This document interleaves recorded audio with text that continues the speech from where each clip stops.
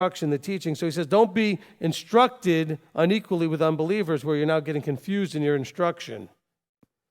Look, I don't want to tell you guys to not watch other stuff out there on YouTube or listen to other teachers on podcasts or whatever it is you're doing out there, but you need to be really careful that those are inputs, and you can get emotionally attached to those inputs. You can really like that teacher. Oh, you have no idea the people I talk to that still have emotional attachments to mainstream Christian teachers. I'm not even talking about Hebrew roots, Torah observant Messianic teachers. I'm talking about even still some of the mainstream teachers. Oh, but I just still love that teacher. Oh, she's so good. He's so good. Whatever. It's an unbelieving, uncovenanted, unequally yoked situation. Don't do it. Because he says you need to come out and be separate. Come out from among her, my people. What is the her to come out from? Mystery Babylon and all her daughters. And by the way, Mystery Babylon still exists in the Hebrew roots Torah observant community. All you got to do is listen to the teachers long enough until you start hearing mainstream Mystery Babylon doctrinal positions. Can we all agree that you can still have mainstream positions and keep Sabbath, eat right, and keep feasts? See, because a lot of these groups have made those three major changes and nothing else. They moved from Sunday to Saturday. They stopped Christmas and Easter and moved to the feasts. So they do Passover and unleavened bread and Shavuot and trumpets, atonement and Sukkot, etc. And they stopped eating the unclean foods. But there's a whole lot more than that. And so the Mystery Babylon is not just the mechanics. It's a thought process. It's a heart. It's an approach. It's a mindset. It's a vision. Excuse me. It's a vision. You have to understand Yahweh's vision and Mystery Babylon's vision. And so which side are you on? Well, are you allowing yourself to be unequally yoked and with an uncovenanted person? And so here you see the fruit of it. He says, look, if you guys who are supposed to be diligent guarding yourselves to love Yahweh, back in verse 11, we're still in Joshua 23, but if you do turn back at all and cling to the remnant of these nations that remain among you, and intermarry with them and go into them and they to you, know for certain that Yahweh your Elohim shall no longer drive. In other words, you broke covenant. You can't expect him to do the things that he was doing when you were in covenant. Know for certain that you can no longer expect those things. He says, and see, verse 14, this day I'm going the way of all the earth, and you know in all your hearts and in all your beings that not one word has failed of all the good words which Yahweh your Elohim spoke concerning you. All of it has come to you, not one word of them has failed. And sometimes we focus on that more than anything else because we're in the dispersion, which means not as much things that he promised are happening because he promised them to corporate Israel in covenant. So he does still do some signs and wonders and miracles for us to keep reminding us that he's there. But you cannot stand on and expect all of the Deuteronomy 28 promises now because that was for corporate Israel as a nation keeping covenant. But notice what he says here. Be encouraged that you know that every good word has come upon you that he said. But also know, listen, he says, also know, and it shall be that just as every good word has come upon you, which Yahweh has promised you, Yahweh does bring upon you every evil word until he has destroyed you from this good land which Yahweh your Elohim has given you. When you transgress the covenant of Yahweh your Elohim, which he commanded you, and shall go and serve other mighty ones, and bow down to them, and the displeasure of Yahweh shall burn against you, and you shall perish quickly from the good land which he has given you. So he's saying, look, have as much faith and confidence and belief and trust in the good word, have that same in the evil that he promises as well.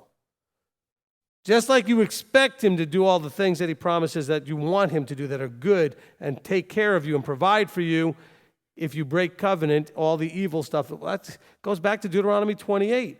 The first part of the chapter is all the good stuff. Second part of the chapter starts dealing with all the evil stuff. And you know what? There's a whole lot more of that than the first. It doesn't take that many words for him to tell you, I will take care of everything. However, just to get your attention, if you mess this up, let me tell you all the things that you're going to bring upon yourself. All the misery, all the suffering because you wouldn't trust him and you wouldn't guard his commands.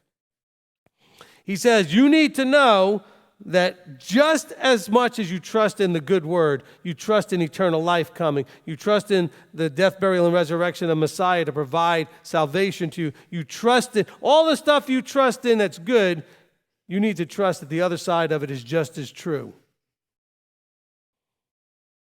See, all of us have a challenge with that because you know what? Almost all of us have dealt with employers or parents or even ministry people that have threatened a bunch of stuff and never followed through or minimally followed through. Some of our children suffer because you parents do not follow through. Or you do follow through for a small time. Well, you're going to be punished for a week. 2 days later, they're not punished. Some of you, 5 hours later, they're not punished. The children know you don't mean it. What is Joshua saying here? He's saying Yahweh means it.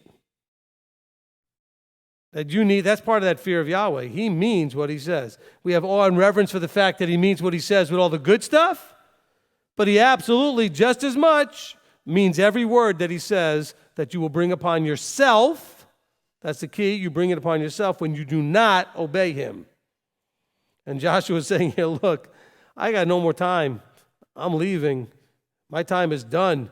But you need to know and trust and own and believe with every marrow, all the way down to the marrow of your bones, that what Yahweh says, good and bad, he means it and it will come true. But you have a part in it. What part do you have? You have the part of staying in covenant.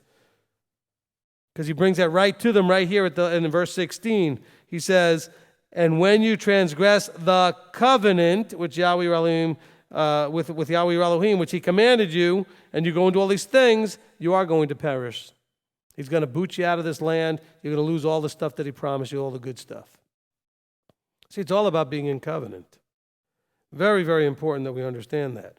So when he says things like, and you shall go and serve other mighty ones and bow down to them, let's change that wording a little bit. I know, excuse me. I know it can be really challenging for us to think in terms of idolatry. Because you might picture this in a very pashat, very literal way. So literally you're thinking about having something that you're going over and bowing before and doing obeisance before and you're prostrating yourself, etc. Let's make this more like relatable. What is it out there that you go and serve and by bow down to, give authority to?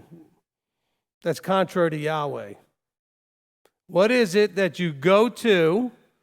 Who do you go to? Who has authority? Who have you given power and authority that you listen to and obey that's contrary to him? Those are your idols. Those are your modern day idols. Those are your modern day false Elohim. And by the way, that could be mom. That could be your brother. That could be your children. It could be anybody. Who do you, fill in the blanks here, it says, and you shall go and serve and bow down to or give authority over to and let them rule over you, that is contrary to Yahweh, that are leading you or causing you to do that which is against covenant. Is it your boss? You need to examine yourself and figure out who these people might be that you have given that authority to. Stop looking at this as a literal, because almost none of you live in a society that I know of where you see people generally bowing down to stone and wood and other things. We just don't have that commonly in our society today. In some countries, probably still, yes, not here. So this is a hard thing to emotionally connect with or intellectually connect with, because you think, well, that's not really for me because I don't really do that. Well, not literally, but what about in type? Are there those that you go to, giving them honor and respect as having authority? Because I've been with groups of people who have brought me in to speak to them and then brought in others to speak to them out of mainstream Christianity and saying, well, we bring this guy in because we're very impressed with him and he's a mature believer and we can learn so much from him. And yes, and he's not keeping covenant. And so how much influence are you giving this person? Am I saying that he's not mature? No. Am I saying he's not a smart and great guy? No. But he's not teaching you covenant. He can't teach you what he doesn't do. And so you may be impressed with some people. They may hold a position of high esteem with you. Their opinion matters greatly to you. Are they covenanted? If they're not, you may want to reconsider the level that you give to what they say, the level of power, authority, the level of influence. Otherwise, you can end up with this whole problem here of allowing them to cause you to transgress the covenant. So I want you to seriously ask yourself, do I need to maybe readjust the relationships that I have? I'm not telling you to end them, because you may be an influence on them as well at some point. Hopefully that could be the case. But you got to be aware of what influence they're having on you. If you're a new one, if you're a young one in the covenant, we'll call it, not in the faith, but in the covenant, if you're new to all this, guess what? Go back to the parable of the sower of the seed. You may not have the deep roots to handle what the others out there may throw at you. Oh, we get some people, I'm telling you right now, I don't always get to hear the full story because they disappear. But I can promise you, I'm probably right when I say this. There are people that come in or that you will meet and you show them what we're doing and they will get super excited because it's what they've been looking for. But there's no roots yet. And guess what? They have no idea how not excited their friends and family are going to be about it. And they go and they tell their friends and family, look what I just found, this great stuff, this is awesome. And their family cuts their legs out from under them and beats them down about it, mocks them and laughs at them, and tells them that they're going to have to pray for them because they're now out of covenant, even though now they're trying to be in covenant. And you never see them again. Because they're not even aware of the backlash and the resistance that they're going to face when making this choice. They have no idea.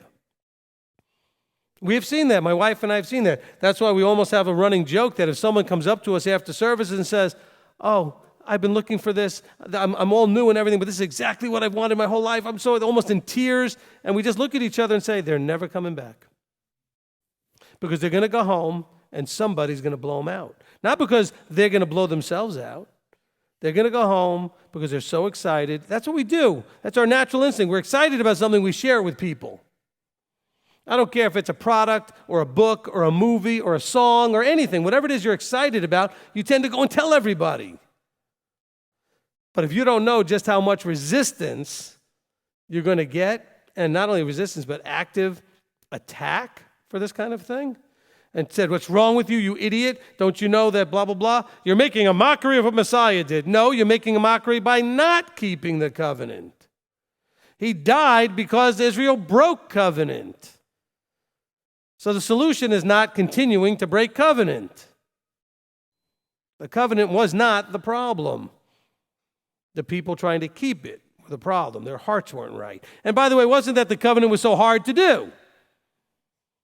They were drawn away by their hearts, like it says here. They fell in love with other people, and they were drawn by their hearts to what the other nations were doing, and it was an emotional thing. See, some of you who are listening right now have children that you raised. I mean, you did a great job. You raised them mainstream Christian. You did that great job, and now they're having a brutal time hearing anything you have to say because of two things. One is you raised them fully in it, and the second thing is they're emotionally attached because that's where all their friends are. That's where their comfort zone is. And you're asking them to leave all that behind. Like Yeshua speaking to the one young man, and he said, come and follow me. And he says, oh, well, I've got all, everybody had excuses. What were really the excuses? I'm not emotionally ready to let go of all these things. I'm not emotionally ready. I didn't see Abraham hesitating when he was Abram, and he said, hey, Abram, you need to go. Leave everything you know behind. He just said, yes, sir. No argument. That wasn't easy. These are not easy choices.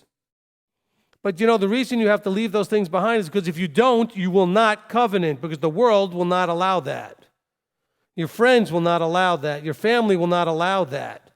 They're going to attack you, embarrass you, shame you, whatever they need to do to get you to stay where they are. They do not want you to break free and go into that other place, that place called separated, that kadosh place, that separated place. He says, come out of her, my people, and be separate. Now, that's not hard to do with casual acquaintances. But when you have your heart, your emotions connected, that's really tough.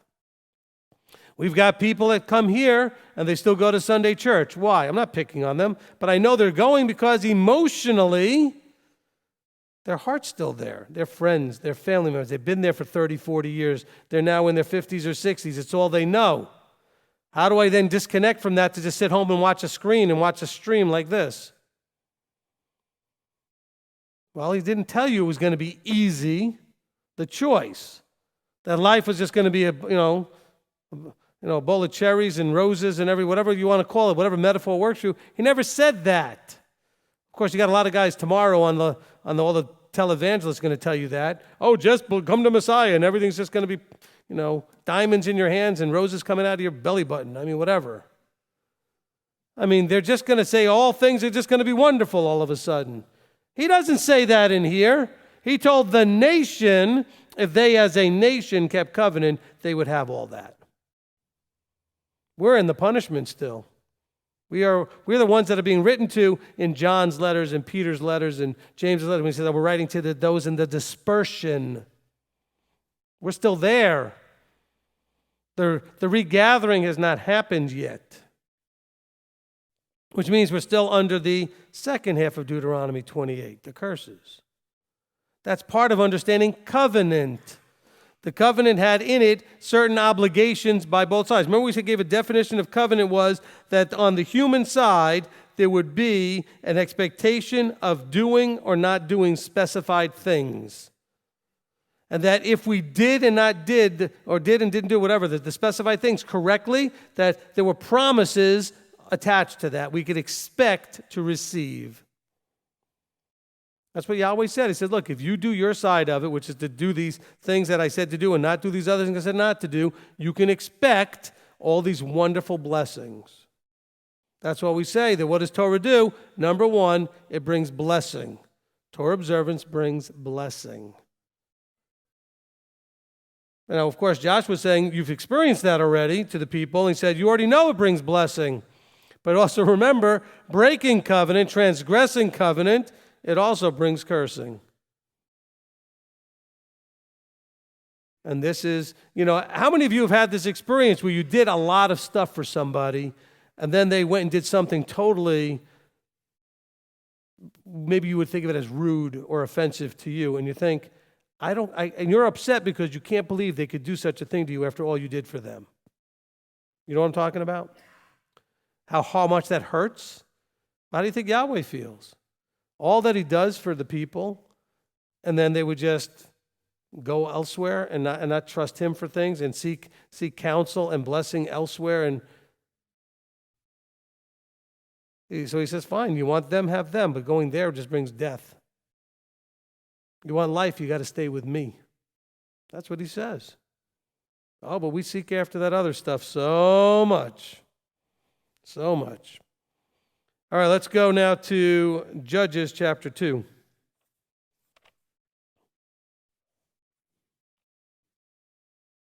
All right, should I say it now? Should I say I'm not going to get as far as I thought I would? Judges chapter 2.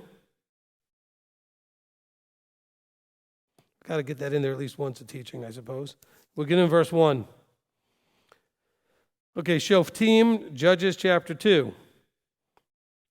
And the messenger of Yahweh came up from Gilgal to Bochim and said, I led you up from Mitzrayim and brought you to the land of which I swore to your fathers. And I said, I do not break my covenant with you.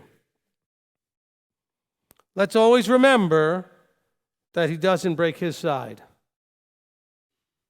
Now, there are consequences if you break your side. But he's not the one that does the breaking. Because sometimes things start happening and people start thinking, you see this even in Israel, well, why is all this happening to us? We didn't do anything. Well, yes, you did. You broke covenant. That's why you have the problems. And as for you, verse 2, do not make a covenant with the inhabitants of this land, break down their altars, but you have not obeyed my voice. What is this you have done? So he told them, and already they're having a problem. Therefore I also said, I am not driving them out from before you, and they shall be adversaries to you, and their mighty ones shall be a snare to you. And it came to be, when the messenger of Yahweh spoke these words to all the children of Israel, that the people lifted up their voice and wept.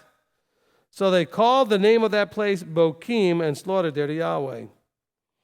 Then Yehoshua dismissed the people, and the children of Israel went each to their own inheritance to possess the land. And the people served Yahweh all the days of Yehoshua and all the days of the elders who outlived Yehoshua, who had seen all the great works of Yahweh which he had done for Israel. And Yehoshua, son of Nun, the servant of Yahweh, died 110 years old. And they buried him within the border of his inheritance at Timnath Cheres in the mountains of Ephraim on the north side of Mount Gash. And all that generation were likewise gathered to their fathers, and another generation arose after them who did not know Yahweh, nor the work which he had done for Israel. Now here's a perfect verse to make a point that I've made over and over and over. Do you think that this generation did not have the information about who Yahweh was? Do you think that they didn't hear about and know some of the things that he had done informationally? What is he saying here? He says, this is a generation that didn't have a relationship with Yahweh. See, I always tell you that knowing thing is relational, not informational. After them, this is a generation that arose after them who did not have a relationship with Yahweh, nor the work which he had done for Israel. They didn't have a relationship with, they didn't experience the things that the previous group had done. Life was already good. Things were already going forward. This is that, be careful in Deuteronomy 8 about be careful when you've eaten and you are satisfied and you make houses and all these wonderful things are happening for you, that you forget who gave you the ability and the power to have the wealth. This is where they are. They became comfortable. Some of you whine about the fact that you're so uncomfortable. Well, actually, it's not maybe a bad place to be. No. That doesn't mean that you can't do a few things to get a little bit more comfortable, but realize that he may not spoil you with overflowing abundance, because that's a place that gets most people in trouble. You become complacent, comfortable, of no need. He says that they did not know Yahweh nor the work which he had done for Israel. Then the children of Israel did evil in the eyes of Yahweh and served the Baals, and forsook Yahweh Elohim of their fathers, who had brought them out of the land of Mitzrayim, and went after other mighty ones, of the mighty ones of the people who were all around them, and they bowed down to them and provoked Yahweh. So these people who are complacent, these people who are fat and spoiled, what do? They start looking around them and seeing what all the fun and everything things that people are doing. You know why? Because they have physical trappings. They've got idols and temples and things that they do that we don't do for Yahweh. We don't have any visible representations that we deal with in that way. But they also want to be more socially acceptable by all these nations. And so here they are making the mistake of allowing their heart. The children of Israel did evil, and they forsook Yahweh. By forsook, they meant they were like, we don't need him. We don't need Yahweh. We're good. We'll go and do the things that are more socially acceptable with the people around us. And they forsook Yahweh and served the Baals and the Ashtoreths. And the displeasure of Yahweh burned against Israel. Therefore he gave them into the hands of the plunderers, who despoiled them. And he sold them into the hands of their enemies all around. And they were unable to stand before their enemies any longer. We know about what happened with the northern kingdom being taken away. We know about the southern kingdom, and this is all much later. This is early on. And already they're doing the same thing, and already he's allowing plunderers to come in and people to take them away and not stand before their enemies. And so what do we see happening here? He says, wherever they went out, the hand of Yahweh was against them for the evil, as Yahweh had spoken, as Yahweh had sworn to them, and they were distressed greatly. This is the human nature. We do dumb things, we bring dumb things on ourselves, and then we get all distressed, like we act like we don't know how we brought it on ourselves. So we like to blame outside sources and outside things, and we don't want to own our responsibility. For Yahweh, it says, then Yahweh, verse 16, raised up rulers who saved them from the hand of those who plundered them. So Yahweh, now remember, we're dealing with the relationship and the roles of leadership in covenant. Where does leadership's role fit into this idea of covenant? Yahweh brought in a leader who delivered them or saved them from the hand of the plunderers. However, they did not listen to their rulers either, but went whoring after other mighty ones and bowed down to them. They soon turned aside from the way in which their fathers walked in obeying the commands of Yahweh. They did not do so. And when Yahweh raised up rulers for them, Yahweh was with the ruler and saved them from the hand of their enemies all the days of the ruler, for Yahweh had compassion on their groaning because of those who oppressed them and crushed them. Now, what do you think was actually happening here? A ruler comes in, and that ruler does what? Imposes the rule of authority, imposes behavioral adjustments to following the commandments. The people needed that leverage being put on them. They needed to be forced to a certain degree. What do you think Yeshua is going to do when he shows up with the rod of iron? We are a stiff-necked people. We do not bow to authority well.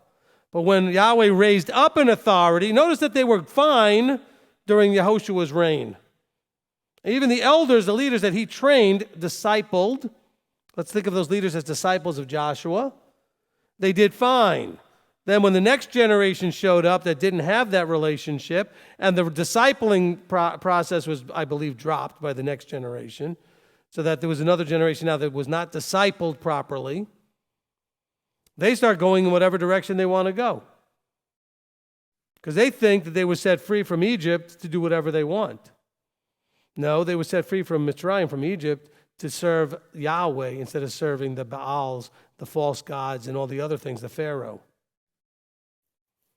So he says here, so when Yahweh raised up rulers for them and was with that ruler, they were fine. He saved them, delivered them, etc. But it came to be, verse 19, when that ruler died, that they would turn back and do more corruptly than their fathers did, to go after other mighty ones, to serve them and bow down to them. They did not refrain from their practices and from their stubborn way. So what is that showing you here? Oh, well, we see this now after the fall of the Soviet Union. All of those countries that they imposed themselves on, all of those cultural and racial and whatever other religious things that went back hundreds of years that were pushed down by the force of rule, they popped right back up again, didn't they? All over Eastern Europe, you see this happening. All those places, even in what was called the Soviet Union, where all of those tensions that had been there for generation after generation that were quieted down and quelled during that authoritarian rule. Now, I'm not all for that authoritarian rule. I'm not trying to say, hey, the Soviet Union was a good thing. What I'm saying is, when others were not there to force a behavior, the behavior came back. Why? Because it showed that the people never had any interest in changing. This goes back to something I've taught over and over again with you guys, which is it does you no good as parents to force your children to do things, Torah-wise, when they get to a certain age. You must get them to see it for themselves and make their own choices. Because once you no longer have the hand of force on them, they're going to go do what they want anyway. Just like it's no good for me to force you to do anything. Because I've had people come up to me and said, well, why do you let these people do this? Or why don't you? Because it doesn't do any good for me to make them do it. Now, if what they're doing is causing people a problem, I may have to ask them to go do whatever they're doing somewhere else. But I can't make them stop or start or whatever it is that they need to do. And it doesn't help anyway. Look, it's right here. The ruler, when he was there, things were fine. Why? Because he imposed his strength of power and will into that group. But guess what happened as soon as he wasn't there? As soon as he died, they did even worse than the previous generation. You see this even with Moses, right? Moses was gone for 40 days. The people started going off into their own. That's because we need leadership. But we need to then choose to be submissive to that, not have it forced on you. Recognize that Yah's hand, it says, when Yah raised up a ruler and was with that ruler, you need to recognize that. Can you find authority that is, Yahweh is with that authority? And then choose submission to that authority and to learn what you need to learn from that authority, because that's where the anointed, appointed situation is. That's where the anointing is. That one who's appointed to do the things. See, what happened is you don't see Israel doing that at all. You start to see this pattern of every other king. Yahweh brought in a good one. Things got a lot better. And then as soon as that king died, the people went and did what they always wanted to do anyway. You've got to have a heart change so that you now want to do what he wants you to do. That's the problem when it says all those that were laid low in the desert, even though they were Torah observant, and they were. I'm sure for 40 years they were pretty good at keeping the Torah, but guess what? Their heart wasn't in it. They were doing it out of fear, literal fear. They're afraid to get killed. They'd seen the ground open up more than once and swallow some people up. They saw other things happen. That's not the motivator we need to have. That's only a small piece of it. That might be the initial motivator. Hey, I don't want to get zapped or have the ground open up. No, but you want to be doing this because you actually believe Yahweh's right, and that he knows, and that he cares, and doing it his way is actually going to bring all those things you want. See, what happens is we keep thinking that we can find our own way to get what we want. Or maybe his way isn't happening fast enough because we don't have patience. So we're going to find shortcuts to getting what we want. Well, maybe what you want isn't even good for you. Anybody ever have that experience?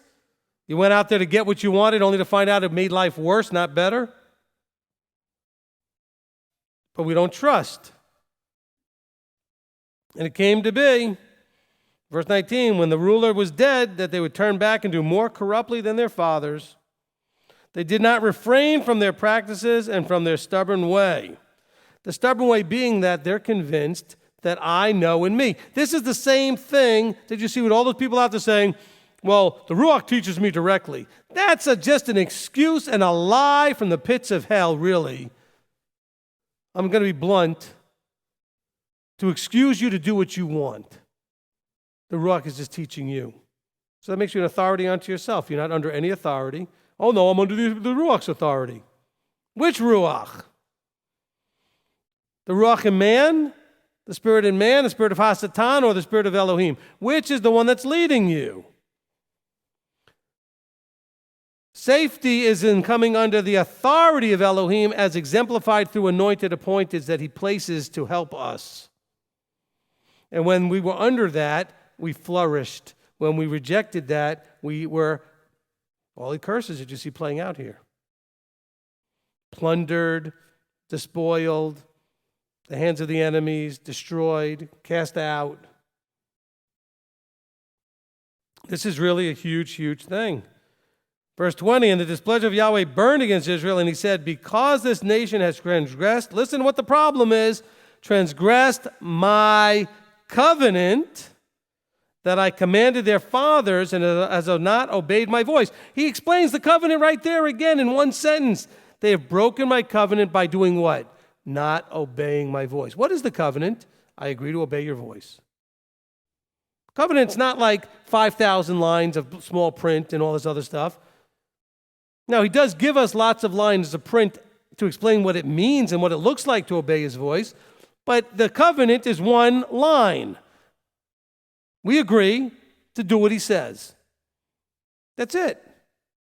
It's really not that complex. But we're stubborn.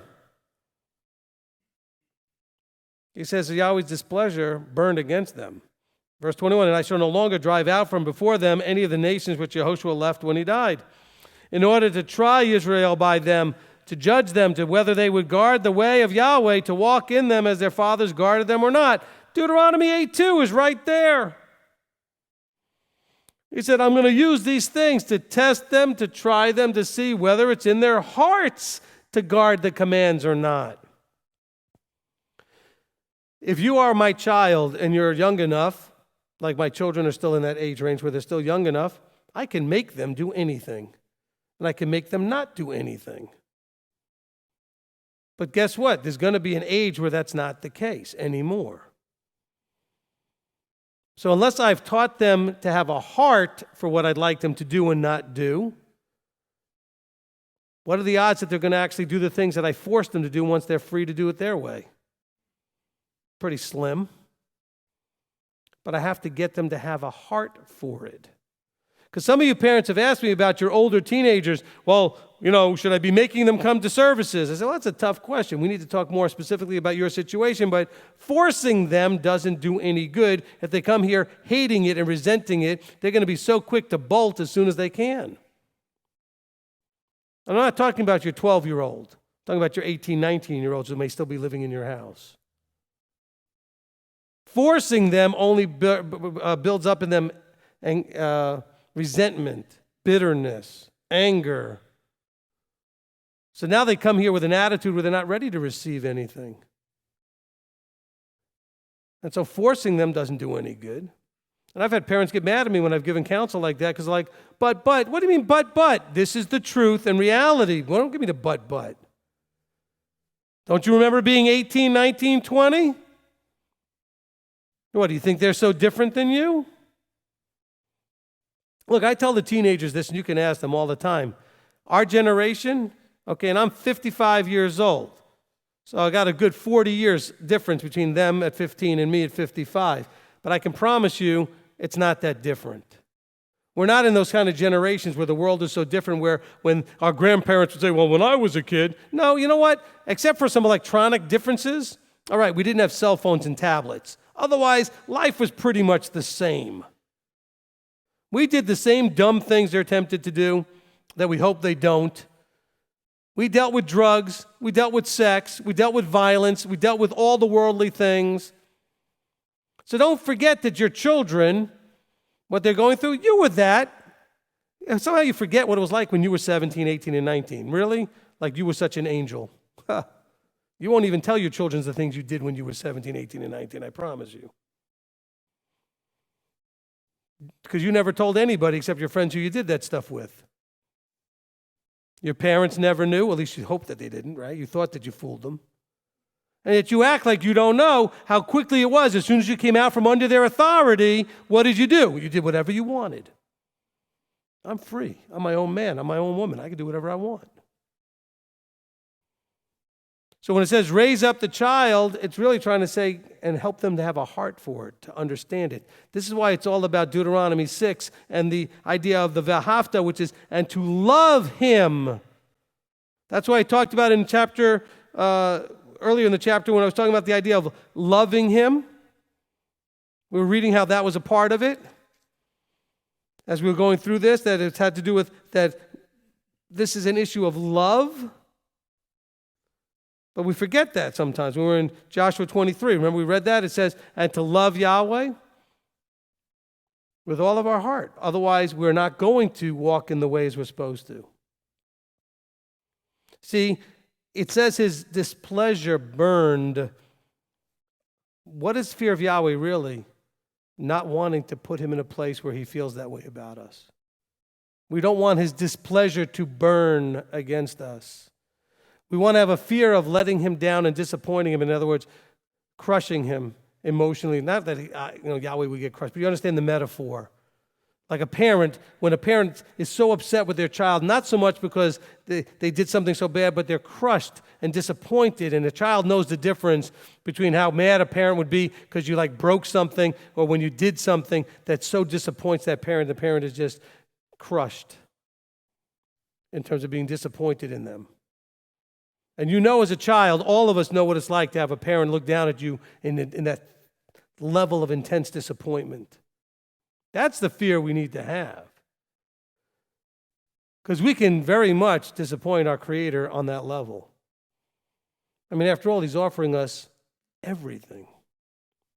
Everything. And it's not like He's asking us to do anything awful. He says, if you do what I say, the things I say will keep you safe. They'll bless you. They'll change you. These are good things. It's not like He's saying, you know what, if you come over here and work for me all day, shoveling out all this manure out of the stall, I'll give you a pony. Now, that might be worth it to you, but that's awful to sit there all day shoveling out, whatever you have to do, right? No, He says, I want you to eat right because it'll make you healthy. I want you to have a day of rest because that'll help you stay healthy and give you a break from all the stress. I want you to keep feasts and celebrate with me. What is so bad about all this stuff? He hasn't said, I'm going to give you all this great stuff, but first you got to do all this awful stuff first. He doesn't have anything awful to give you to do. It's all wonderful stuff. That's why David says it's sweeter than honey. It's more precious than gold. But that's a heart issue, isn't it? These people didn't get it in their hearts. And guess what? He says they failed the test when He says He was going to send these nations against them in order to test them to see whether it was in their heart to guard the commands, to walk in them as their fathers guarded them or not. Verse 23, so Yahweh left those nations without driving them out at once and did not give them into the hand of Yehoshua. Wow. See, it's all about leadership. And ultimately, as you treat leadership is as you treat Yahweh. Now, how did they treat the leadership when they were under good leadership? Did they love that leadership? No. They feared that leadership. That leadership imposed the law. Guess what? Yahweh knows when you do the same with Him. You're only doing it because you're afraid, not because you want to. How do we know the fruit of it? Because as soon as that leader disappeared, they did exactly what they really wanted to do. They didn't really want to do what the leader was making them do. So even though we don't see examples of it here, we can certainly extrapolate out that point. I think we'd be reasonably confident to say that because clearly they did it with the leader alive, and it wasn't just because they loved that guy so much that they just thought they'd follow him for a while. I think it's more logical and believable that He imposed this nation while I'm in charge is not going to break the law. We're going to enforce Torah in this country, in this nation. But as soon as He was dead, game on. We're free now. Do whatever we want. This is what we see. How do you see this in your life? We don't have a cohesive nation with authority. Excuse me. We don't see a cohesive nation with authority. What do we see? We're under the government of whatever country we live in. The government that we live under, none of them are Torah observant. There's some Torah laws in almost all governments. I mean, it's illegal to do most of the things that, are secular related. In other words, human being related, like murder and stealing and etc. But we are not imposed upon to keep holy days, to eat right, to keep Sabbath, or any of those things. As a matter of fact, we may at some point be imposed on not to be able to keep those things. Actually, there are countries where you still can be thrown in jail for trying to keep those things. And so, where are we showing our hearts? Because really, in the dispersion, we show even more heart because we're actually having to choose to do this ourselves without having that structure generally. But I think that's what MTOI's part of the MTOI mandate is to show people what structure can be available and can do and be a blessing to you with structure being in place. Of course, we don't impose that structure. It's available as a tool for you that you could utilize and choose to take advantage of the fact that structure exists. And we're hoping that could be like a beta test and others can see how that works. Because I promise you, we did this experiment. Oh, I'm running out of time. I'll do this real quickly. We did an experiment, and you could do this experiment for yourself, all through Canada, one trip that I went across Canada. And almost everywhere I went, I asked the simple question, what's wrong in the body? And people gave all kinds of things that are wrong, behavioral things, emotional things, and all these things that people were doing wrong in the body. And I said, what's the cause of it? In other words, what's allowing it to flourish? And the answer universally, finally, by most people when they thought about it, was a lack of structure to make it stop. Without authority and structure, those things will always flourish. And so for all of you that think that we're just individuals, we're all individual kings and priests now, just being taught by the Ruach. Well, really? Do you see unity in that anywhere? Or do you see nothing but chaos and confusion in the people walking that? And by the way, all those people claiming that still call me with questions. Or they'll call other people with questions. Well, if the Ruach is really teaching, why do you have questions? Okay, let's stop being liars and hypocrites. If the Ruach is teaching you and that's all you need, why do you have questions? I think that's a fair question from me. I think that's a very fair point. If you're absolutely getting everything you need from the Ruach, why is it there are things that you don't understand and don't know and still have to ask questions about? Because it just doesn't work that way. Can we accept that reality? That's not the scriptural way it's set up. That's not the way the Creator made it happen. Let's pray. Avinu Malkeinu, our Father, our King, Father, we come before you, and we're just wanting to make sure that we are getting our hearts right, so that we don't transgress your covenant because of the heart pulling us in a wrong direction. But if our heart can stay focused completely on you, that we can diligently guard your commands, that we would stay in covenant and all the blessings and promises would flow towards us that you have promised.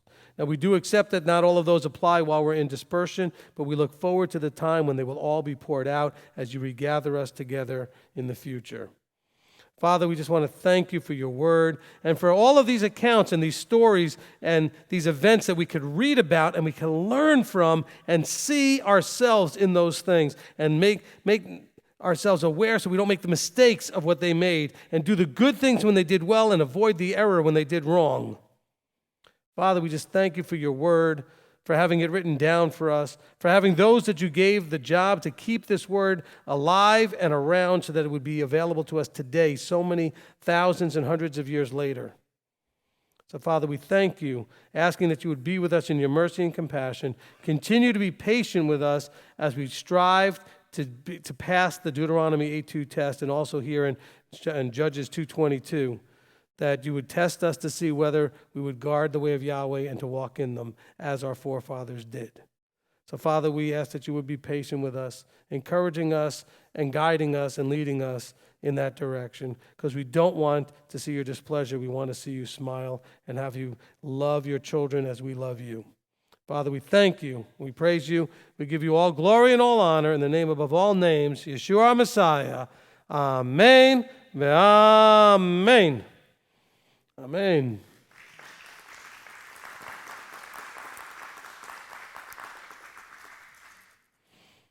Okay, I think I'll have enough for next week still left to go. Look, this is every week we say the same thing. This is not a game. You know? This is not a game. This is life and death. Not just in this life, but in real life, the life to come. This is life and death. And we don't get to decide whether we like the way he's doing it or how he's chosen to do it. It just is what it is. He has chosen to work through structure, through authority, through leaders. We see it over and over again in Scripture. I mean, what did Yeshua do? Yeshua came as a leader who then discipled a bunch of leaders and sent them out to go make more leaders through a discipling process, not just an information process. So just because you received information doesn't make you a disciple and doesn't make you qualified to go out there and lead anybody else. There was a training process. His disciples were trained by him personally for a period of time. They were then to go out and do the same thing. Discipling is not just making them aware of information. It's a process of intimate relationship, of working with someone to get them from where they are to where they need to be to go out and do the job that they're being trained for. Okay, this is a big deal. And we have not seen discipleship being done on this planet in a very long time. Got a lot of ministries out there think they're doing it and claim they're doing it, but I don't think it looks like what we see here in Scripture. Not the ones I've seen. Now, maybe I haven't seen everything, so maybe there's something out there I don't know about. But we want to start to bring that back if we can. But our problem is that to really do it right, you have to live in the same place, be available to each other in the same location, and do it in a whole more intense way than we can do virtually through the cameras and the internet and everything else. And you have to be willing. Here's the hard part. You, the one who's being discipled, have to be able to fully put your life in that leader's hand. That's hard. There's no arguing in discipleship. If you don't have that love and trust and respect for that leader, to know that that's the one that Yahweh has put there to do this, you really are not ready for discipleship, or you haven't found the right person. Because a lot of you think that it's like going to school where you can take what you want and leave what you don't want and just ignore what you want to ignore and do what you want to do. That's not discipleship. It's a whole different relationship that most of us are not really ready for, even though we claim we want it.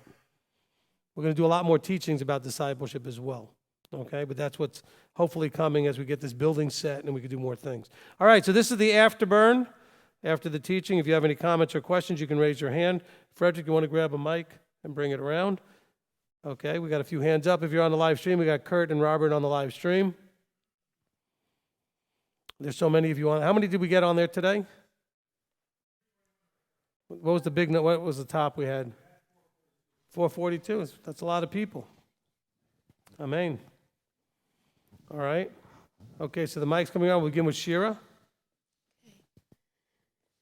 This is really great, bringing us into Joshua and Judges. Thank you so much. I have a question. The paradigm for Israel in Deuteronomy 28, and you have said this several times, the Deuteronomy 28 promises are for corporate Israel living in covenant. And of course, we know that we've already gotten the promises that involve curses. So here we are, very ignorant and trying to come back, being part of the Ezekiel 37 promise, trying to be drawn back, to a place. So in coming out of our curse of blindness, what would you say about, is he relating to us then as a body, or is it more individually? And what would you say about his mercy toward us in areas where we still are untaught and ignorant? I don't think that we could, even as a group, like a congregation, think of ourselves necessarily yet as a corporate body, although in some small ways we're getting in those directions. But as far as individually, I think I say this every time during our prayer time, which is that he gives us the miracles and the interventions just enough to remind us that he's there and that he cares. Just like when Yeshua went from town to town, he didn't fix every problem they all had, but he did some signs and wonders. He did a few things to tell people, this is going on. I'm here. God, and the Father's there. There's a signs to give us encouragement and hope, and that's what draws us to believe all the rest of the book. But we're not, as a corporate group, going to be experiencing the promises of the blessings of Deuteronomy 28, which were national in nature. I understand that Right. part, but as far as the disobedience, as far as the curses, I've found that. Well, not all of the curses are individual either. A lot of them are corporate. They want, us being chased by enemies and everything else.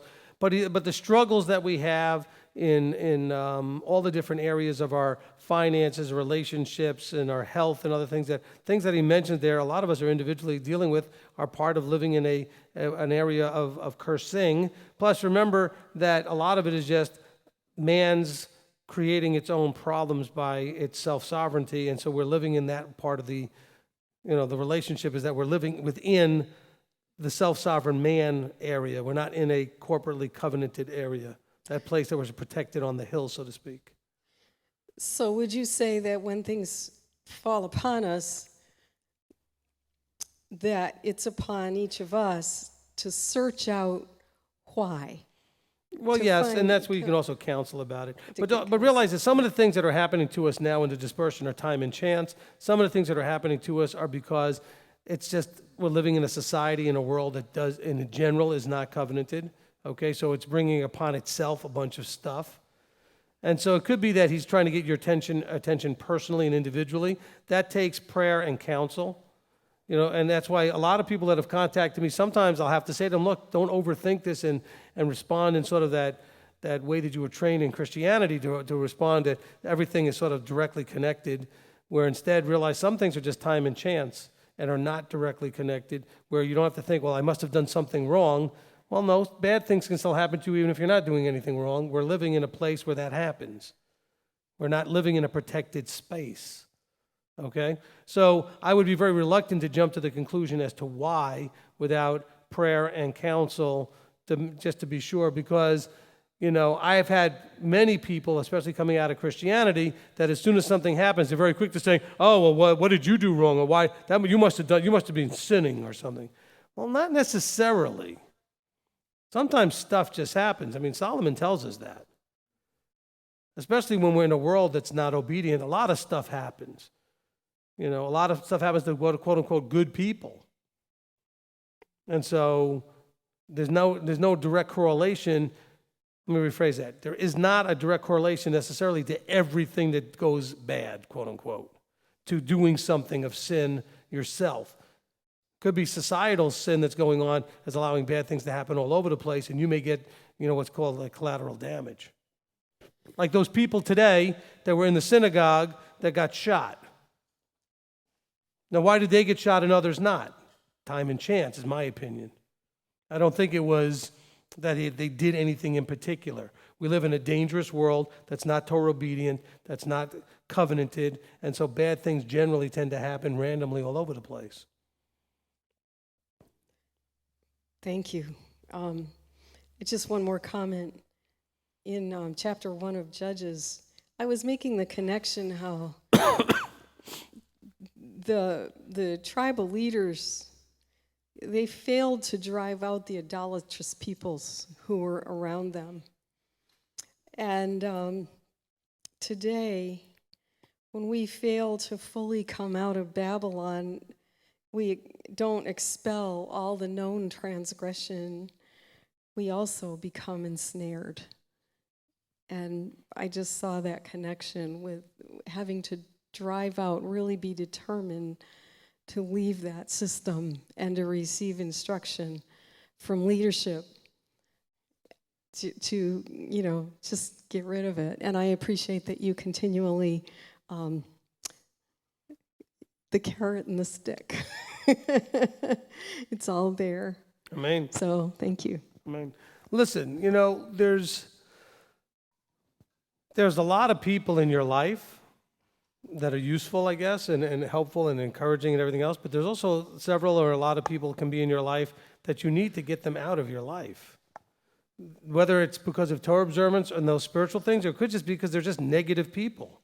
I mean, you may have people that are just bringing you down all the time and whatever it is, and you don't need that in your life. You're going to have to examine those in your life that are not a positive part of your moving forward. And not necessarily cut them out, but maybe at least minimize and limit their influence and your interaction with them. Because you have to remember that there is no argument about this fact. You are the sum total of your inputs. Who you hang out with, what you read, what you eat, what you listen to, what you watch, these are your inputs. So who you spend time with, some of you have seen this with your children, and you could even remember this when you were a child. You tended to become a lot more like the people you were hanging around. And then different groups of people you hung around with, you tended to behave a little bit differently. And sometimes people would notice that you change and you behaved a little bit differently when you were around different people because you are susceptible to the influences of other people in a high way. All right, so let's be aware that you may need to start creating some distance with your interaction with some people. I'm not trying to isolate you from the world. Even Yeshua said, I'm not trying to get you guys out of the world, but that you would not be of the world. So you need to then control the level of interaction you have.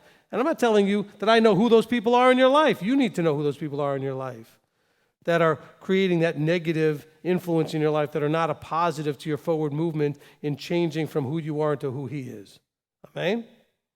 Okay? And that's hard because you may have really strong emotional attachments to some of the ones. Maybe your strongest emotional attachments are the ones that are least valuable in your life as far as forward movement, the most actually negatively influencing. That tends to be the problem, is we tend to be so attached emotionally to the ones that we probably should be disconnecting from more than anybody else. And so be aware of that. Are you being blinded by your emotion to people that are just not helpful to where you're trying to go? Dawn. I think you might have already answered my question, but... Okay, next question. No, I want to wait. You were talking about being careful to not give authority over us and who we give authority to and having that influence on us.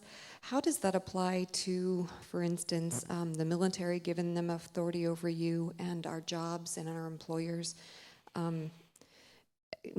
We have to give them respect and obey that authority to a point, but is it just a matter of obeying Torah and not going beyond that? How do we balance giving our employers authority and keeping authority with Yahweh, being in the world, being a light to the world, but not being of the world? Is that just an individual thing, like people that are in the military? How does that function?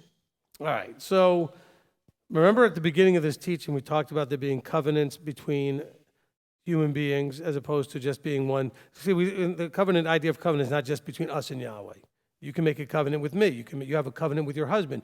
Your husband and I can have a covenant. If I'm an employer and you're my employee, we have a covenant. We have a contract. It's just a fancy word for contract to some degree. Okay? So whatever you contracted with your employer, you need to keep and submit to that contract. You just got to be careful you don't make a contract that conflicts with the big contract, which is the covenant with Yahweh. So if you know that your employer is going to expect you to work on Sabbath and on holy days, well, then you shouldn't make that contract. Because if you do make that contract, you should be adhering to the contract you made with your boss. Okay, if you knew in advance that that was part of the contract.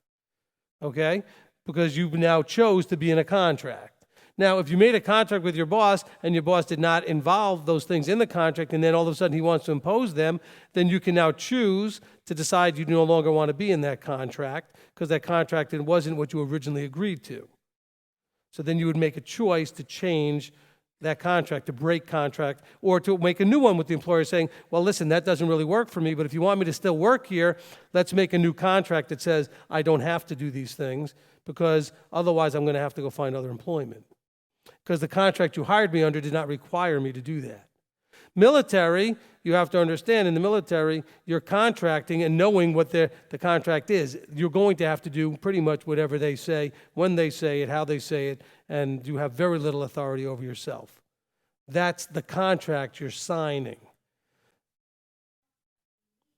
How do we balance that? Well, you have to understand that this is where we then deal with necessary services. Okay? So in necessary services, somebody needs to be guarding the wall every day.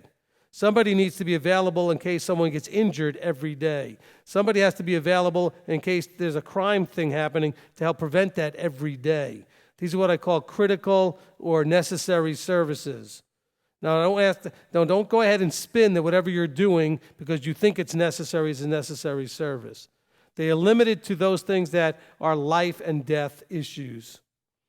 That would be police, fire, hospital, okay? Not family doctor necessarily, because family doctors can choose to work whenever they want to work necessarily. We're talking about the emergency people, EMTs, okay, the guys who run in the ambulance, all those guys that are necessary when things happen in an emergency or that are necessary to keep you safe. The military, the police, to keep you safe. We don't have any reason to believe that all of a sudden, just because it's Shabbat, nobody's going to do anything. We just had the shooting up in Pennsylvania, and it was Shabbat. And the police all showed up. Good thing they were on duty. Both my children ended up in the hospital when they were little babies on Friday nights. Why that happened on Friday nights? It just, they both got injured. They fell in the house, hurt themselves, and ended up in the hospital to get some stitches on a Friday night. I'm glad somebody was there when I went there to take them and handle it and stitch them up and what needed to be done. It was an emergency. So, but you have to know when you're covenanting or contracting to go into those careers that what you're doing is coming under a contract that is going to have you having a whole lot of choice of your own. Now, there's ways that I think make sense in my mind to handle it. It's just in my mind. That's why I didn't say there's a verse that I can refer to for this. But I think that if you're going to choose to be doing necessary emergency services, that you should be doing it not because it pays well, but because that's where your heart is. And if it's where your heart is, then I would say you should not get paid for breaking Sabbath or breaking holy days, but take the money they pay you and put it in the box, in the offering box, so that you're not benefiting from breaking the Sabbath. What you're doing is your heart is there to serve the needs of people in emergencies. Hopefully that makes some sense. And that way, I think it also helps the people's conscience too, to say, you know what, my heart is to help people, but my heart is also to keep Torah. So, well, you know what, then don't benefit from it. See, if you show up to do your job and you're getting no benefit but helping people, then your heart's right. See, so getting paid is not part of the issue. That's just something that I felt the Ruach led me to, and whether that's right or wrong, that came right from wherever I got it from. Okay, it's not a scriptural mandate. But some of you may feel like that makes sense and it works, and I think that it does for a lot of people. But you know what? Choose your careers carefully, knowing the level of frustration you might have wanting to be Torah observant in a place that you can't. Okay, if you work in the ER, somebody's got to be there Friday night and Saturday. If you're a policeman, somebody's got to be on duty on Saturday and Friday night. If you're in fire department, same thing. If you're working in the hospital in the ER and that kind of stuff, somebody's got to be there watching even if you're just in the hospital watching those patients that are on 24-hour critical care, somebody's got to be in there making sure that they're not, going into some sort of a trauma, because they need to be watched and maintained all the time. Now, don't you choose to decide, well, people need to do this, and I have that job, and it's important, and counsel about it. Because I've had people talk to me and claim their job was in that area, and I didn't think so. Now, just because I don't think so doesn't mean I'm right, they're wrong, but I would get counsel about it. All right, Leanne? Will you help reconcile the difference or the contrast between Joshua 23:14 about marrying outside of the covenant and what we see in 1 Corinthians 7:14 about the unbelieving spouse being sanctified by the believing spouse? And I guess specifically my question is, in 1 Corinthians 7:14, is that only dealing with children resulting from that marriage, or does it also apply to possibly marriages later in life that don't involve children? Okay, well, Paul's trying to deal with an issue, again, like we have today, because, right, Paul's dealing with, until we get to this sort of Peter and Paul going and dealing with Gentiles, you don't have this problem, really, except when nations, like in Joshua's day, would interact with other nations. What you have happening in Paul's day is that people were coming into observance and covenant wherever they already were in life, and some of them were already married. So I think I covered that already, but I'll say it again just to kind of contrast. There's the instruction not to go and purposely put yourself into that problem versus dealing with you already being there. So Paul's dealing with it just like we are today. Some of the people that come into covenant are already married, and their spouses are not seeing what they're seeing.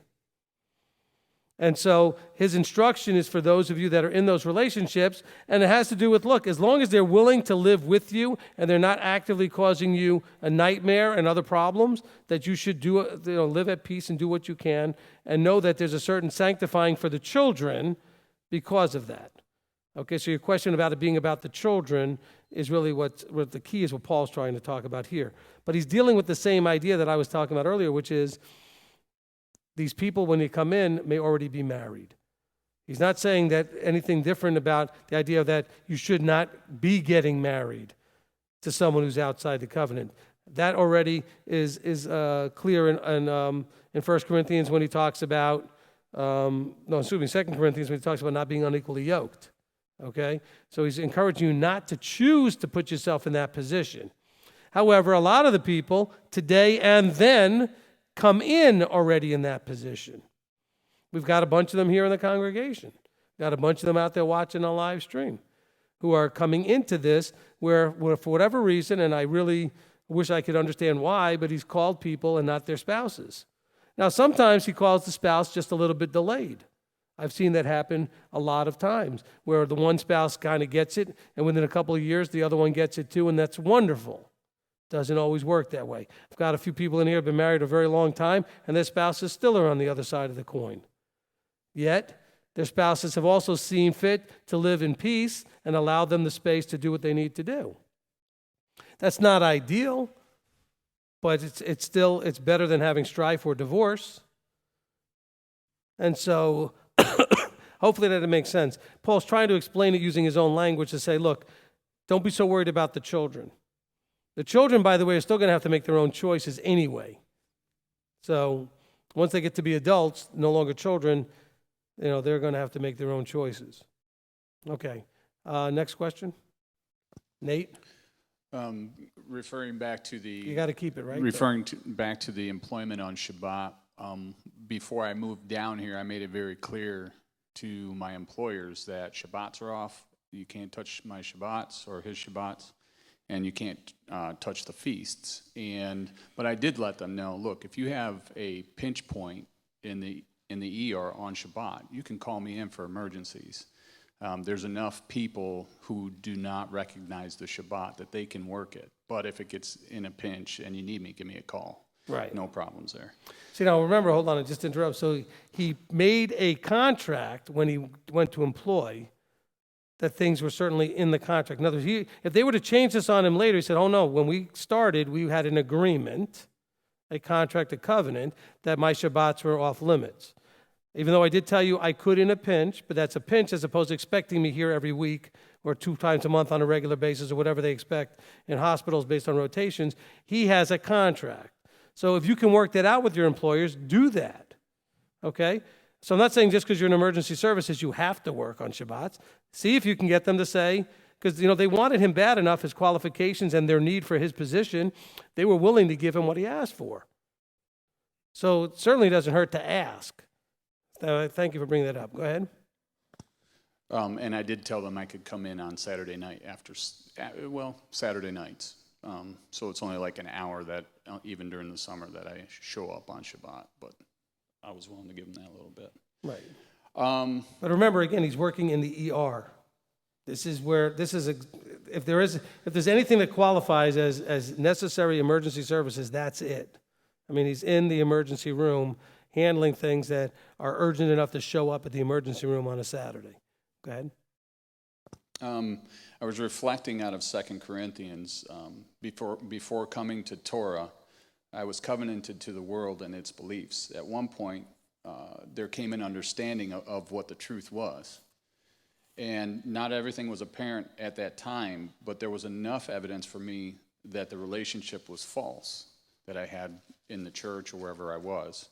So I had to make at that point I didn't understand the teaching. I loved your teaching about marriage, putting away, and divorce. It's a little different than what the list is, but I made the choice at that point in time to put away what I thought I understood in order to try to find greater understanding of what was the truth. And then eventually I had to make a choice to make a divorce to that covenant or to that relationship I had with my previous life. Would you say that a lot of folks, especially as they're coming into Torah, are still in the phase of putting away and trying to understand the truth enough to come to a place where they divorce it and put it behind them so that they can continue in the truth? Well, I agree with you. The way I would word it is, excuse me, is that we are dealing with emotional attachments. We're under an emotional bondage.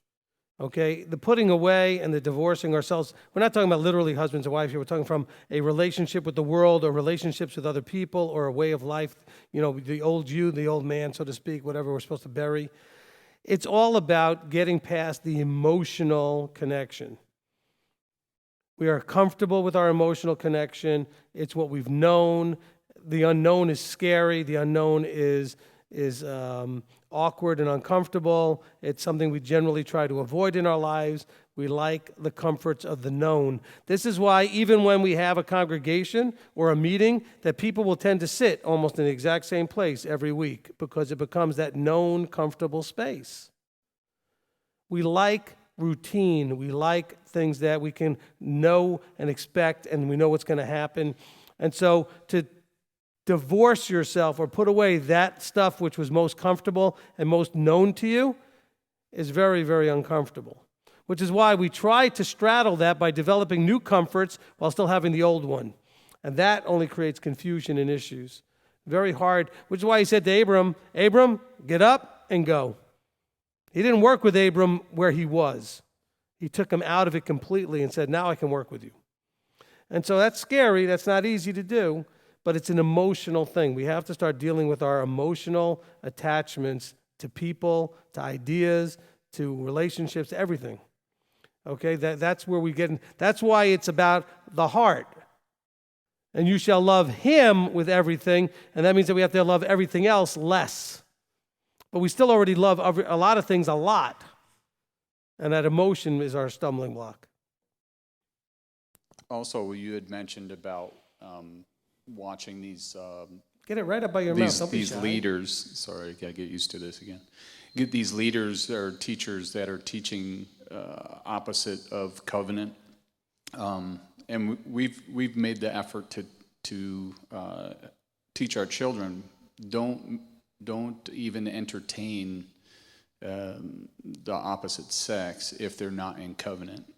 Don't even. I mean, it's okay to be nice with them, but don't even entertain the thought that this is a potential unless they're coming to covenant on their own.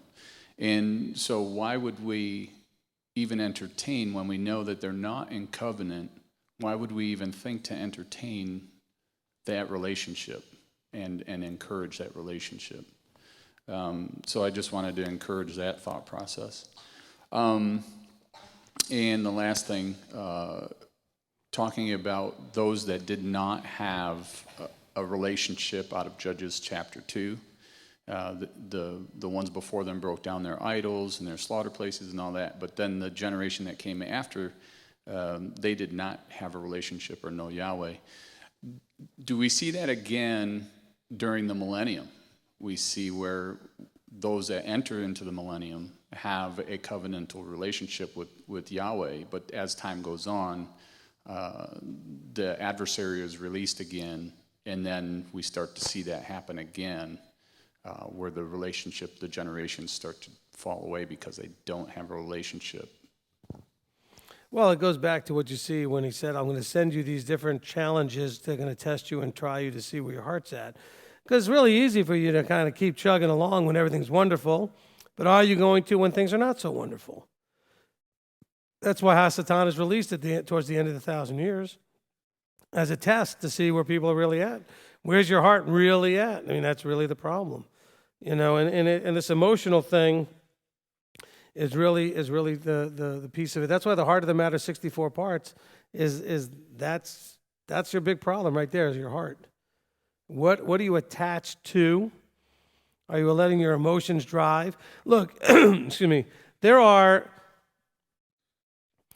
some of you, I'm not thinking of anybody in particular, okay? But there are some of you out there that are still listening to teachers you know you shouldn't be listening to. But you like them. There's people in your life that you're still listening to, but you like them. Okay? That's that emotional piece. Because I'll talk to somebody and they'll be saying, well, I was listening to so-and-so and they were saying this, and I'm like, why are you even listening to that person? I don't even understand. You already know that this, and this, and this is what they're teaching that is wrong. You already know that they've, in some cases, done things like name dates and they didn't come true, which is another reason not to listen to them anymore. Whatever the reason is, oh, but I like them. What does liking them have to do with anything? Where does it say, blah, blah, blah, blah, blah, well, but unless you like them, if you like them, then it's okay. See, it's that emotional piece. We have to be really careful about that emotional piece. The only place that the emotional piece comes into anywhere in Scripture is how we feel about Him. That's it. I mean, we're told to love each other, but still that's supposed to be less than we love Him.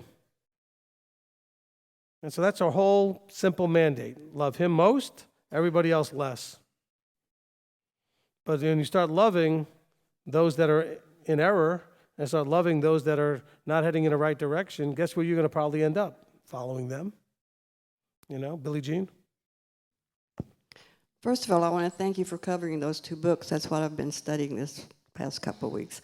I just thought I might share a little thing with some of you that are maybe a little newer to this. When I came into covenant, I had already married my husband. We had been married for 3 years.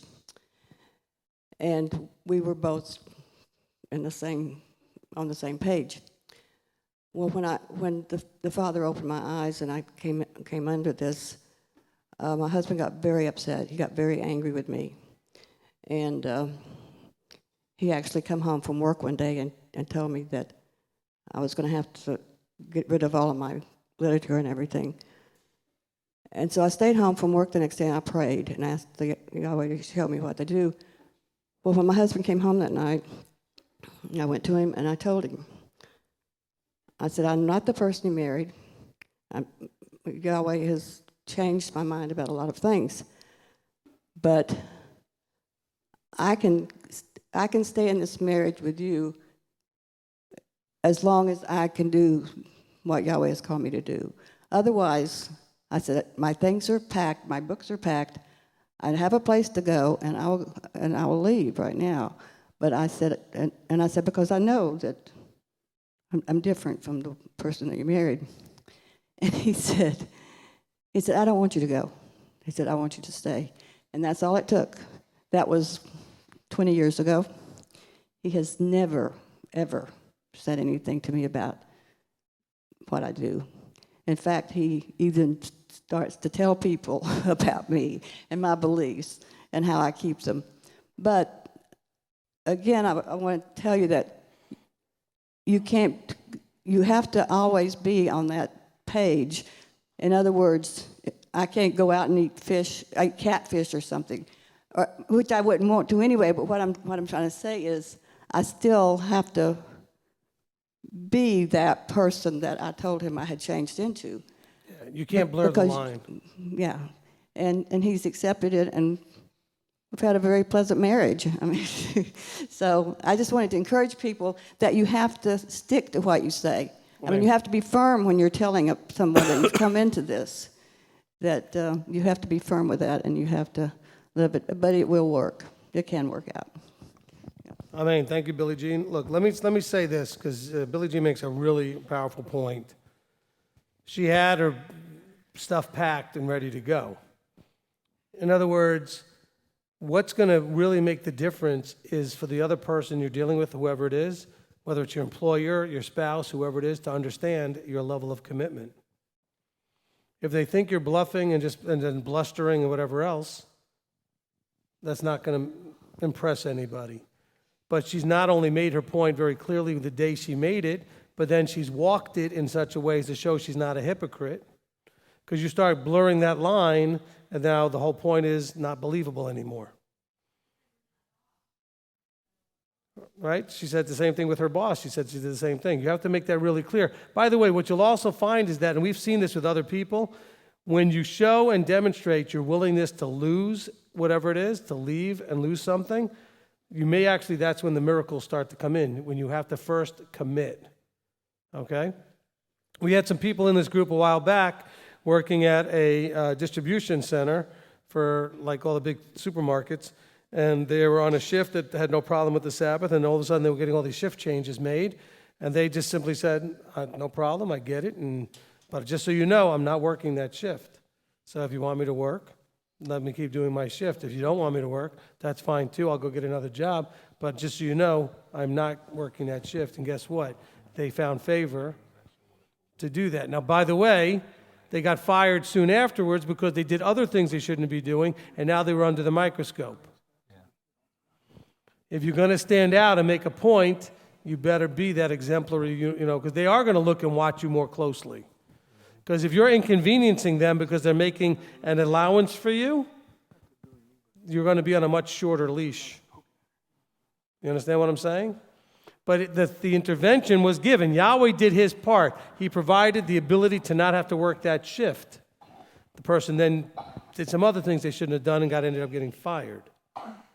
But you see, Yahweh did the intervention. The person then had the ball in their court. They could have kept going forward fine, but they didn't. So that goes to what Billy's saying exactly. You go ahead and do what you got to do. You show that you're fully committed. By the way, did you notice she also said, I understand and accept the fact that I'm not the person you married, and that's so I don't blame you if there's a problem here. I have changed. So I'm not blaming you. I'm not mad at you. And so if that's not going to work for you, I get it. But I'd like to stay. See, I always talk to married couples when I counsel them that sometimes the greatest way to get your marriage fixed is to get almost to divorce. In other words, to realize that it really could end. Otherwise, why would you fix it? You know, because there's nothing threatening. I mean, not fix it, but why would you change to fix it? Unless you realize, wait a minute, the person's serious. But I always tell them is that if you want the marriage, say, I am fully committed to leaving, but I would rather stay and work this out. But make sure they understand, but if we don't, know that I am committed to leaving. Sometimes you have to do that. It's not a threat, it's a reality. You say, look, it's not what I want, but if this and this and this doesn't, I mean, we can't keep going this way. Something's got to change. And then sometimes the only way to get that change is to put it right to the edge. Because I'll talk to people who've been living right away from that edge or near enough to it, but not right there, for like 20, 30, 40 years of marriage. And they're so upset and frustrated with each other. I said, well, then go have that divorce conversation and see if that's what you really want. And if not, maybe that'll motivate you to fix it. Because there's no reason to live this life of, quiet desperation, as they say. We're just miserable and together. Better you should be apart or not miserable together. Choose one and work on it. But make your preference clear. I would rather fix this. And maybe you could admit in humility, and I don't have a clue how to do it. Let's go call Rabbi or somebody and get some help. But I always say, don't push to the edge unless you make it clear what your preference is. Don't threaten divorce unless you're also going to make it clear. If that's really what you want, then just go do it. Don't threaten it. If it's not really what you want, say, I really don't want this, but I can't see any other choice if we're not going to actually have something motivate us to change and fix this. And that's kind of what Billy did at the beginning. She said, look, I'm ready to go make this change because I realize this isn't going to work if it's going to stay like this. If you're going to tell me I can't have my literature and I can't do my stuff, this isn't going to work. And her husband said, no, we'll make this work. And he's been good about it ever since, 20 years plus. That's good. Okay? That's really good. But I love the part of the testimony that shows she was willing to push it right to the edge, though. Commitment is usually what brings the difference and the change. Rabbi Tom, a couple years back, made a commitment to stop smoking. I know a lot of people have stopped smoking, but you know what? I also know a lot of people that try and they never get there. You know why? Because they're trying. Stop trying. Do. I hate to sound like Yoda. There is no try, only do. Can you talk to him and tell him something for the live stream? I do the voice, but it'll hurt my throat. Because I'm not doing work. There's only do. It's a commitment. And so make a commitment to fix things. Don't try to fix things. Make a commitment to do it. But also make a commitment that either we're going to do it or we're going to end it. It can't be this torture in the middle. Doesn't do good for anybody. It's not good for the children. It's not good for anything. My preference and everybody's preference should be to fix it. Okay? But sometimes you have to get to the edge and say, look, this has got to fix. And the only way to fix it is either fix it or end it. Which one do you want to do? I want to fix it. But realize I'm committed. I'm willing to go the other way too. But I'm not willing to do is do this forever. I'm not willing to continue in this awful limbo that we're in. It's that vomit thing where the hot or cold, but all that kind of stuff. That lukewarm, useless thing. And so that way, at least you can move forward. All right, I don't know if you're going to like that as good counseling or bad counseling. I'm not encouraging anybody to get divorced, but you know what? You might need to push it to that point to fix something. Because then at some point you might realize, you know what, but I don't want to lose this. I know it's not working. Let's fix it. Then you got to admit the second point, which is, and I have no idea how to do it. So then you got to get help. Both of you. All right, who's next? Okay, live stream. All right, from Nick Goddard. Does the good king, bad king, obedience, disobedience pattern of Israel in Judges give a type shadow of the Messianic body since the first century? Thinking of what Rav Shaul said about discipleship. I don't know what you're talking about from the point of view of that I don't see a pattern of that happening in the Messianic body necessarily. Good leadership, bad leadership, good leadership, like that. I don't see that.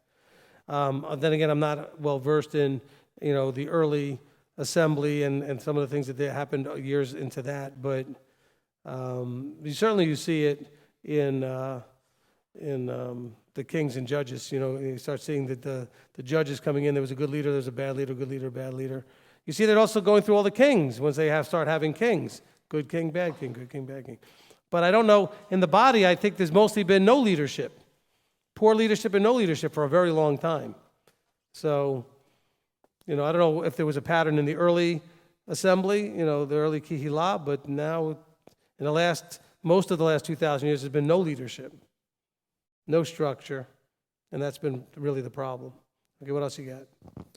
From Melody Fisher, talking about people you may need to remove from your life.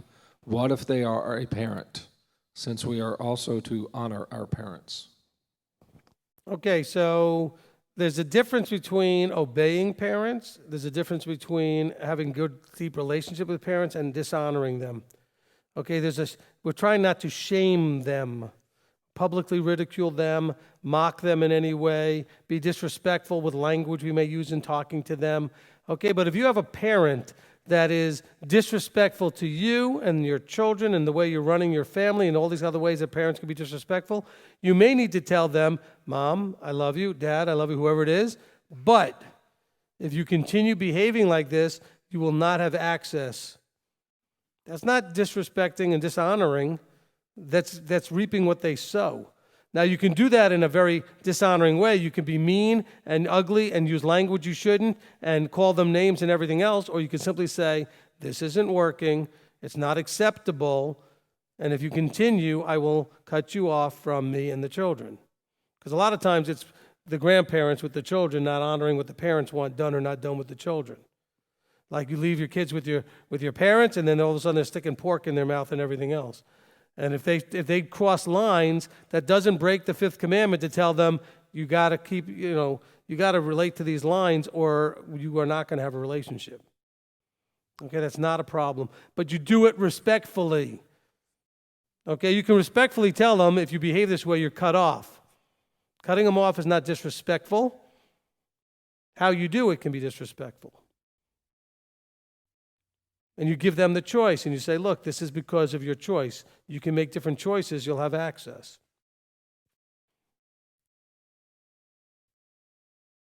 Anything else? We're done? Okay, pretty good. We got one more on this side. That's a big problem, by the way, with parents, when you're full of grown adults with your own children and you're dealing with your parents. The fifth commandment, we'll talk more about that at a point when I'm going to do a teaching on honor and shame and stuff, and we'll deal with the fifth commandment. The fifth commandment does not require you to do anything your parents tell you to do when you're an adult. It requires you to treat them respectfully and not dishonoring or shaming them. But with all due respect, Mom, if you're going to behave this way towards my children and not respect my authority, we're going to have to cut you off. There's a way to say that. Go ahead, Nate. I just wanted to comment on leadership and where we were. I know I've mentioned this a lot, and I've had people ask me, well, why would you trust the leadership? Why would you put your faith in there? And I just tell them, look, first I did my vetting, and then secondly, my faith is not in my teacher.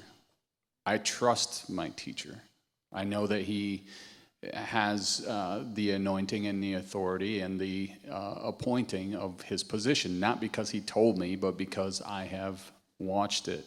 And for those that are got their feet on either side about leadership, my faith is not in my teacher. My faith is in Yahweh.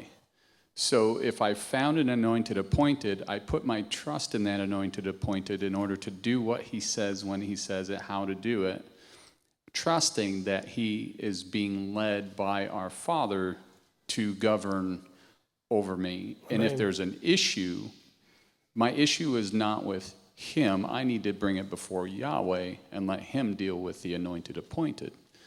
Then my faith is complete, because it's not in him, it's trusting Yahweh over the trust that I have in my teacher. And then the second thing was, because we I've put myself in a position to trust my teacher with faith in Yahweh, that my wife and I have come to a place where we trust his counsel with faith in Yahweh to work through him in that counsel to bring us to a place where we were almost in a place of divorce. We went to that edge about 2.5 years ago.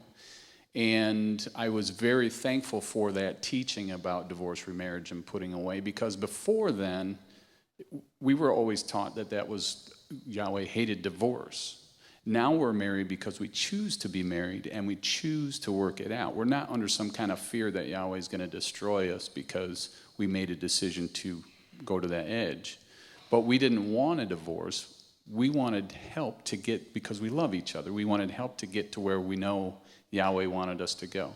So submitting to that leadership in faith in Yahweh has brought tremendous blessing, not only for me and my wife, but I believe also for my children. I think my kids can say the same, but I'll let them speak for themselves. So with that, I thank our Father first, and I thank you, Rabbi, for stepping out in there in that limelight and that spot being on you all the time. So thank you. Amen. Let me add one important piece to this. What he didn't mention was that I said to him and his wife, I said, look, the way this works is that you take an opportunity to test it, to taste of it. So I said, let's try this. As skeptical as you are, let's try this for 6 months or a year. I think I asked him for a year. I said, give me a year. 6 months, I said, if you're not willing to, right? So 6 months it was, okay? And so that's the step, because some people might ask you, like, well, how do you trust him, or why would you do this? And you say, well, I vetted, I did this. But more importantly is because he was willing to try it.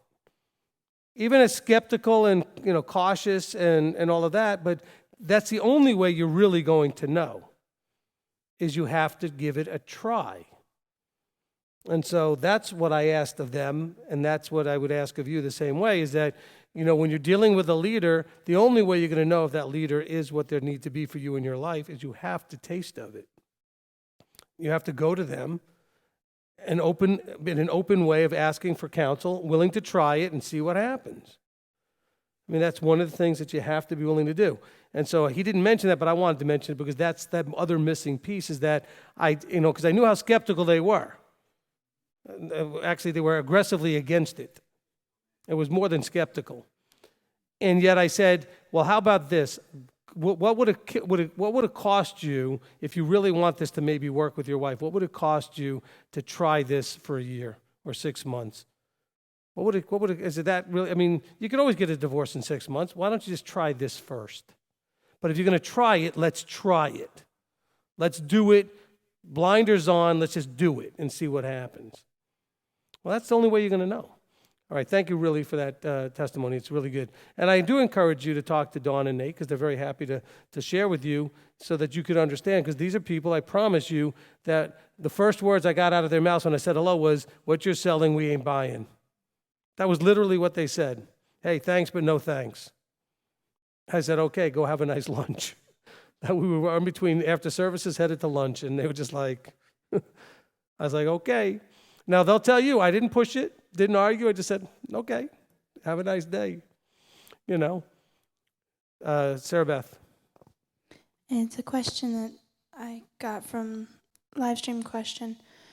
The whole pattern, good judge, bad judge, and good king, bad king, are we doomed to that as just people? We always repeat that pattern? No, I mean, I think that the problem was they were trusting in a man that was the king and that kind of thing instead of making their own choices and focusing on Yahweh. Like Nate said, he doesn't have his relationship with me because he sees just me. He sees what Yahweh's doing through me, and that's what moves his decision-making and choices. And so the people would have to see Yah working through that king, like as in a David HaMelech, David the king, or someone like Hezekiah, as opposed to some of the other kings that were not so good. See, the problem wasn't just that they had a bad king. The problem was that the people flourished in their evil doing under the bad king. The people still could have made choices not to do those things. But the point Yahweh's making is that when the king imposed his strength of power and will, the people behaved well. When he didn't impose it, they didn't. And showing that the people were weak. They were only doing what they needed to do when they were supposed to because someone made them do it. Their heart was not in it. Okay? So are we doomed to that pattern? Yes, we are, and as long as we are not going to take responsibility for ourselves. Taking responsibility for yourself is not the same as saying, well, I'm just taught by the Ruach. No, it means take responsible for yourself and then go find those anointed appointeds in the fivefold, etc., and get under that in a submissive way so that you can flourish. And get your heart right so you're not just finding somebody to tell you what to do and just to be there as a, again, letting someone else make choices for you. And by the way, people have done that and called me and wanted me to make their choices for them. They get real frustrated when I won't. Because I won't. Because you have to make your decisions. I can guide you, though, and give you some of the information to help you maybe make better choices, give you counsel. But I'm not going to make your choices for you because that undermines everything I've said for 20 years as well as what I've taught you the book says. There was your example today. In history, you see that with Joshua and going into Judges, that the people, when it was imposed on them, they did fine. When it wasn't, they didn't because they were not actually the ones who were interested in doing it. They were being forced to. That doesn't benefit anything. You will not do well sitting on Judgment Day and Yahweh says, well, I noticed you kept the Sabbath every week. That's really good. But I also noticed you only did it because so-and-so made you do it. See, that's not going to score any points for you whatsoever. If you only did it because somebody made you do it, Abba's not impressed.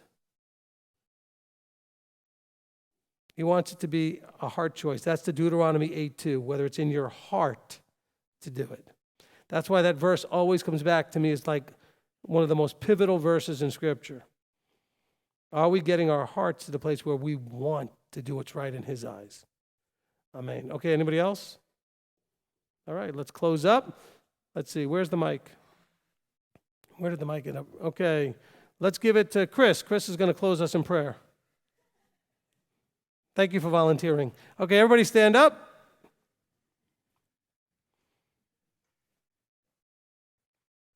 All you men, you should be ready for that. I don't care how much you have a fear of the microphone, a fear of this, or fear of that. If you have to, practice every day at home until you're ready. But you should be able to pray for your family, for your friends, for a group of people. That's one of our responsibilities. Not that the ladies can't, but it's our role. We have to be understanding that we have to be ready to do that. All right, so Chris is going to close us in prayer, and then we're going to go ahead and do our wave goodbye and all that kind of good stuff. Chris, go ahead. Alvino Makeno, thank you for this blessed Shabbat day, and thank you for this message that you brought forth through Rabbi to us. Help us to apply it to our lives and to help in all the things that you need us to do, Abba. Pray for all the people who are under the weather and are sick. Bless them and touch them and heal him. And bring them back into our congregation, Father. And we ask these things in Christ's name. Amen. Amen. See, that's his first time. She jumped right in there with the Christ name thing. We'll work on that. Hey, he did a good job first time. Listen, I'm glad he actually did that so none of you would be nervous. Well, what if I mess up? Don't worry about it. You can't mess up. You got to take your shot. You got to get up there. There's no messing up. We're all here family. We love you, right? Amen? So, all right? And old habits die young, die hard, and so you just may fall into one, and that's not a big deal. Okay? So let that be an encouragement. Because you guys might think, oh, well, Rabbi, you do this all the time. So you just, listen, every time I start talking, it's just whatever comes out. And sometimes I trip over my own tongue like anybody else. Amen? Good job, Chris. All right, I'm going to come out here. Where do you want me to go for this? Come up here? I'll come over here by this one over here. The lady in red. All right, so if you want to come on this side of the room, we'll have this side be where we wave. That way, if somebody doesn't want to be on camera, they can stay on that side of the room. They're not camera shy. Give you a seat. Uh-oh. Pocket's too deep. You would announce it so loud. No, I'd get away with it and you guys would forget to check me. All right, we ready? All right, on 3. 1, 2, 3. Shabbat Shalom! Shavua Tov! Hi, Brianna and Stephen. Happy anniversary!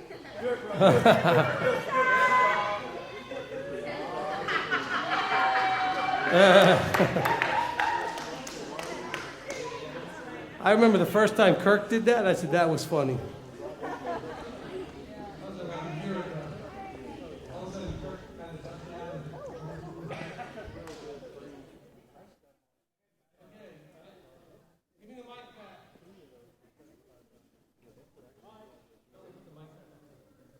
I think you're on. No?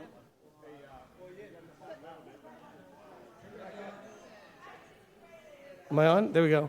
Shh. Okay, so to get ready for Oneg, we need to, this side of the room, we need all of the stuff off the chairs. I'll start with my stuff. Get all your stuff off the chairs, and we're going to set up for tables, and we're going to take all these chairs up. When we're stacking them 5 high, and be nice to them as they're new as you're stacking them. Okay? You can put your stuff on the other side if you want to. There's chairs over there.